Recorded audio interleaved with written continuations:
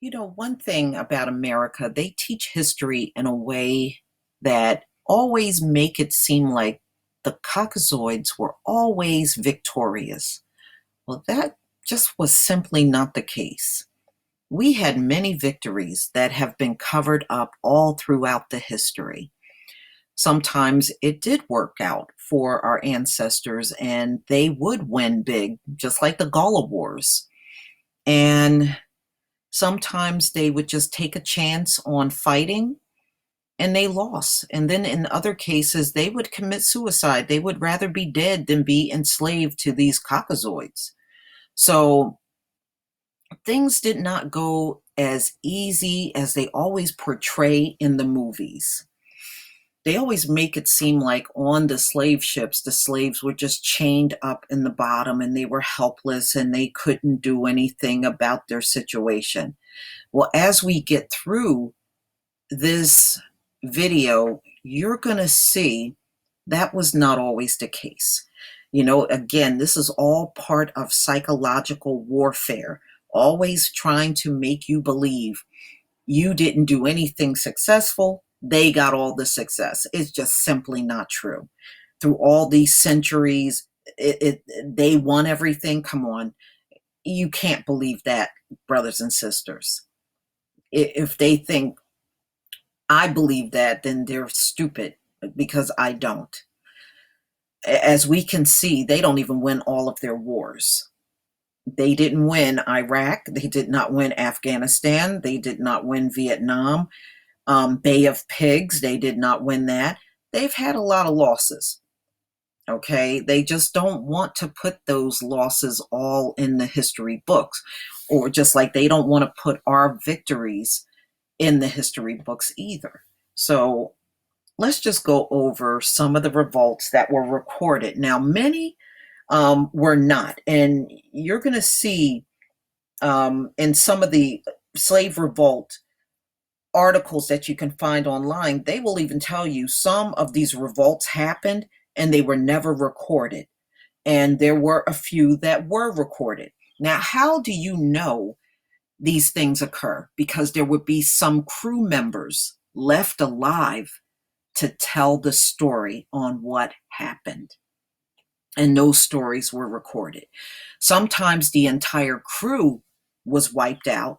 So by the Africans, and so there's no recorded history because it was nobody to come back and tell what happened.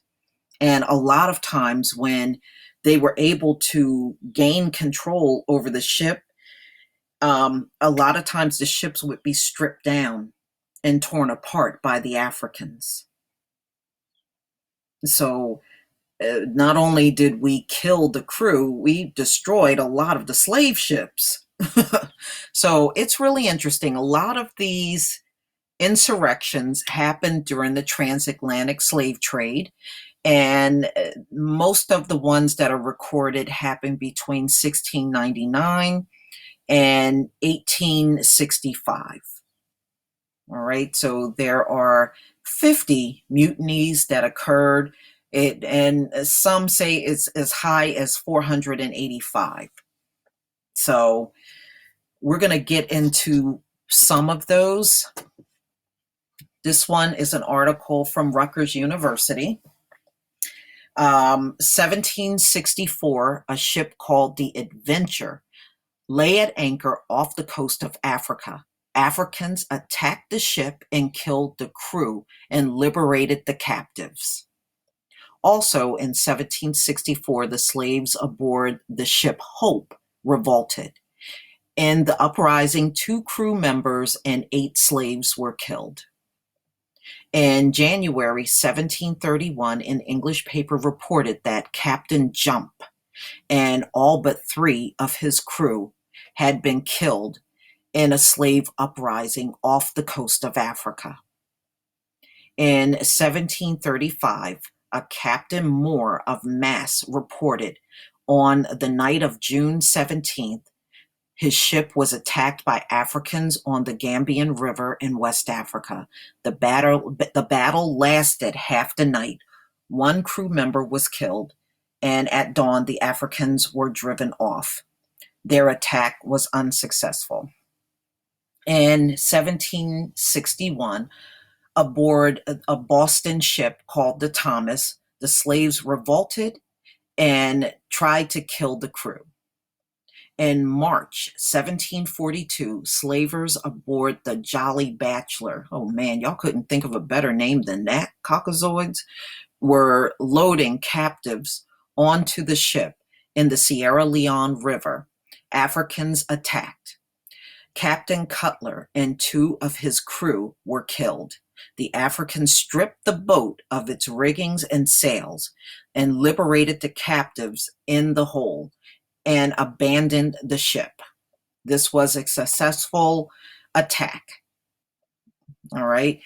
So some were and some weren't, but you know what? I have a lot of respect for our ancestors for even trying. They did not willingly go, as you can see.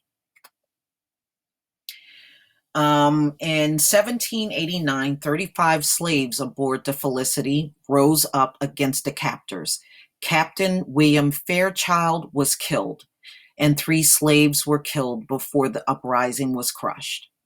In June 1730, Captain George Scott sailed from the Guinea coast with a cargo of 96 slaves aboard a ship, Little George. 6 days out to the sea, the slaves revolted. They broke through the bulkhead of the ship and on board the deck. The crew retreated to a cabin and tried to make a bomb. The bomb went off, and the explosion nearly destroyed the ship. The captain and some of the crew remained in prison in the cabin for several days while the slaves steered the ship back to the coast of Africa and successfully escaped when they came in sight of the coast. This was one of the more successful uprisings. Apparently, the captain lived to tell about it. That is just phenomenal. See, that's a movie. That's a movie right there, ladies and gentlemen. In December 1753, one Captain Bear was loading captives onto his ship, the Coast Castle in West Africa. The slaves rebelled and killed the captain and all the crew except for 2. These 2 crewmen escaped by leaping overboard to escape and swimming ashore. The uprising seemed to have been a victory. We only know about it from the 2 crew members who jumped overboard. In 1765, nearly the entire crew of a ship from Bristol, Rhode Island, was killed in a slave uprising off the coast of Africa. The lone survivor was a Mr. Dunfield, who was out in a small boat when the uprising occurred, and it is only from him that the incident is known. In 1776, there was an unsuccessful uprising aboard the Thomas. There were 160 slaves aboard. The crewmen were armed and retreated behind a barricade. The captives were unable to overpower the crew, and many of them jumped overboard. This was suicidal, and 33 drowned. These people preferred to take their chances in the sea rather than to submit to whatever fate awaited them. There were 2 famous uprisings aboard ships in the United States through the 1800s. These were the incidents involving the Amistad, 1839, and the Creole, 1841. July 1839, slaves aboard a Spanish ship called the Amistad revolted and won control of the ship. The leader of the revolt was Joseph Senke.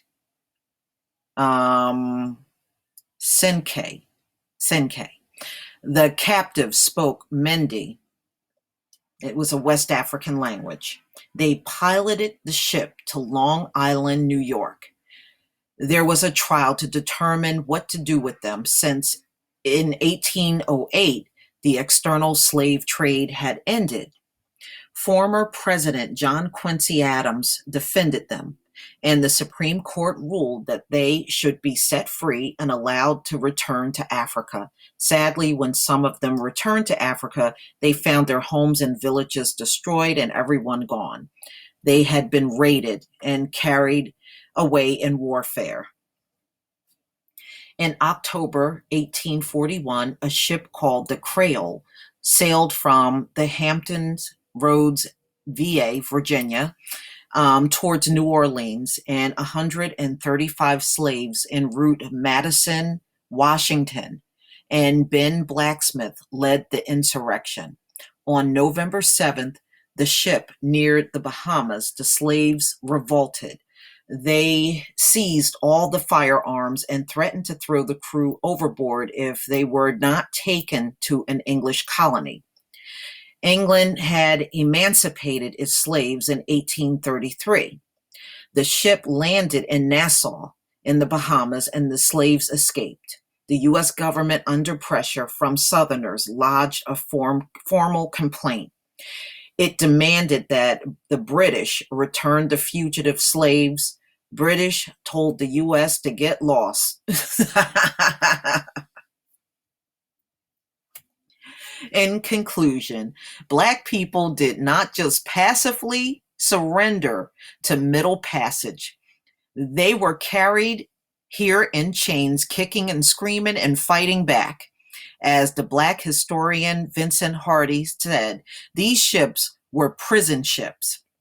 They were death ships, carrying Black people to a prison state called slavery in America. Even though the odds were stacked against the captive on those ships, they tried to revolt anyway. Sometimes their efforts were successful, sometimes they were not. But the idea that Black people did not just try to resist is absurd. Black people resisted and were subdued by superior power and force of arms. As Greene and others point out, the captive women also played a role in these uprisings. The uprising aboard the Jolly Bachelor and the Little George and the Amistad and the Creole are best known. So there you go, ladies and gentlemen. Our ancestors were fighters, and we are their offspring, and we should have that kind of fight in us. And I hope one day a lot of our people will realize we are a power to be reckoned with. You just got to stop believing what these cockazoids say and start believing in yourself, because that warrior is in all of us, both men and women. We just have to be brave enough to bring it out. Please leave your comment and subscribe, and if you can donate to this channel, please do. Peace, family.